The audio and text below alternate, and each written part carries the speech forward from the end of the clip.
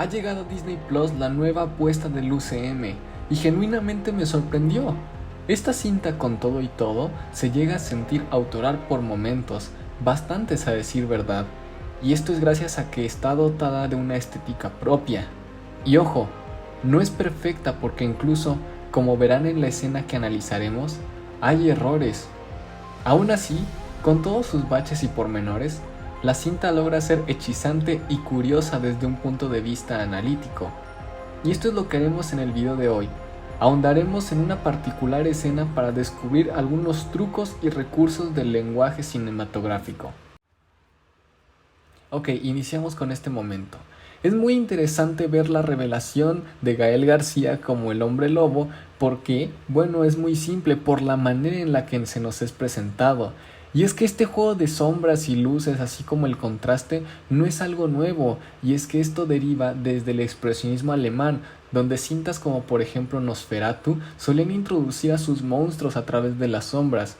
Esto no solo para dotar de un dramatismo interesante al personaje, sino también sirve para manifestar el peso de la imaginación que tiene, ya que normalmente las sombras para los realizadores del expresionismo alemán eran una manera de manifestar las pesadillas de sus personajes o los horrores a los cuales su mente se exponía.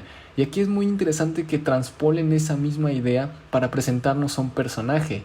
Ahora, otra parte muy interesante de este pequeño extracto que están viendo en pantalla es el movimiento de cámara, el cual es un traveling in.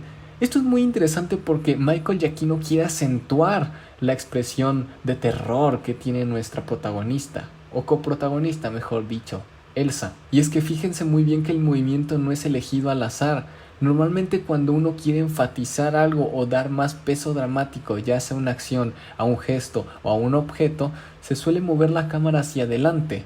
Y bueno, creo que también el uso del tiempo, porque noten algo, esta es de las tomas que más tiempo dura, lo cual, al extender el tiempo narrativamente hablando, hace que nosotros sintamos que es un momento interminable, que esta horrorosa transformación no para, y dota también de otra capa de profundidad. El siguiente plano no presenta tanto trasfondo como el anterior, pero me parece muy interesante remarcarlo, y es que el uso de color en una película de blanco y negro siempre ayuda también a hacer que algo resalte.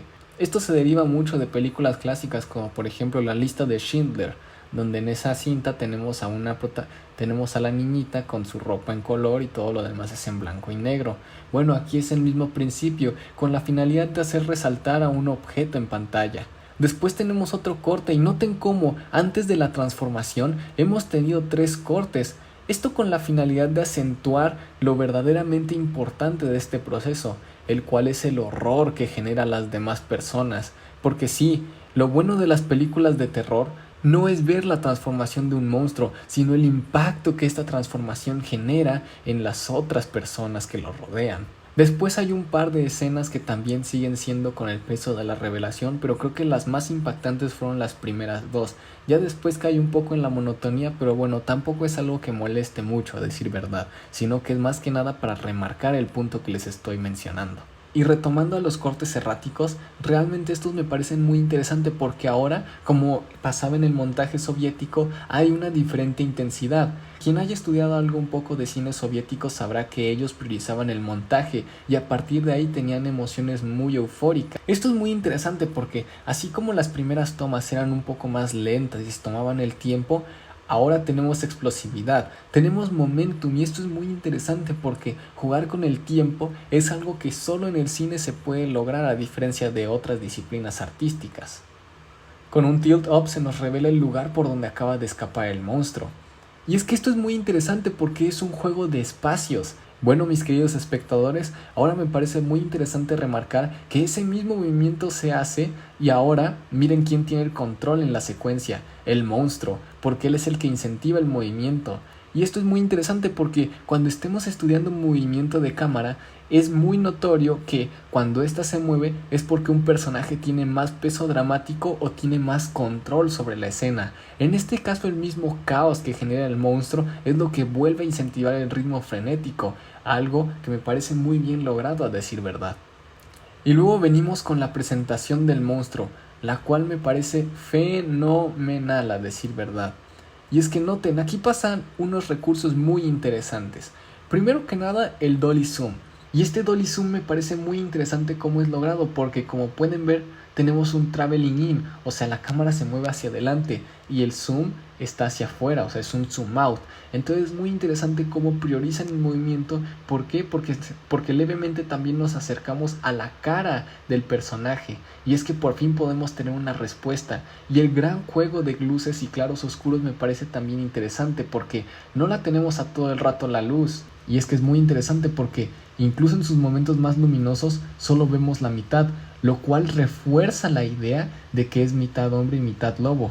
Sé que esto puede sonar muy básico, pero me parece muy interesante que Marvel esté intentando jugar con esta clase de estéticas, ya que pues bueno, nunca habíamos visto películas en blanco y negro y nunca habíamos visto que se jugaran con estos pequeños detalles que sí, pueden ser bobos, pero son significativos porque nos pueden llegar a representar dualidad, nos pueden llegar a indicar quién tiene el control de la escena, nos pueden llegar a indicar qué es lo más importante en esta misma escena, si la emoción, el lugar o sobre todo el acontecimiento. Y estas pequeñas cosas son las que realmente valoro al momento de hacer un análisis. Bueno, sigo. Después, ojo, quiero que noten algo, y recuerden cómo en la introducción se nos había mostrado con cámara en mano a los personajes.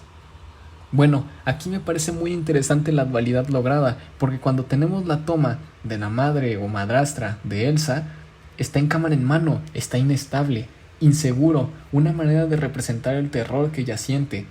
Y cuando en la siguiente escena, que es una escena de pelea donde sale el hombre lobo, tenemos cámara estable, lo cual nos transmite seguridad. Y este juego comparativo entre personajes es muy increíble porque nos dice que mientras un personaje tiene miedo, el otro se siente seguro de lo que hace.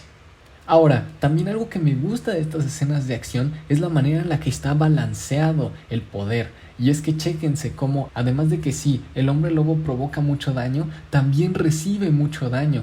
Eso es muy interesante porque normalmente en las películas de Marvel, pues, o sea, tenemos a los héroes pateando el trasero y ellos reciben el mínimo de daño.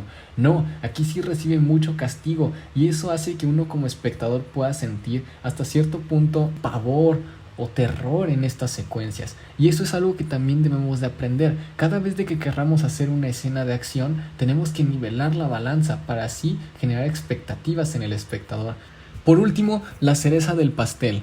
Noten cómo se nos introduce un espacio a través del movimiento. El hombre lobo avienta a un soldado.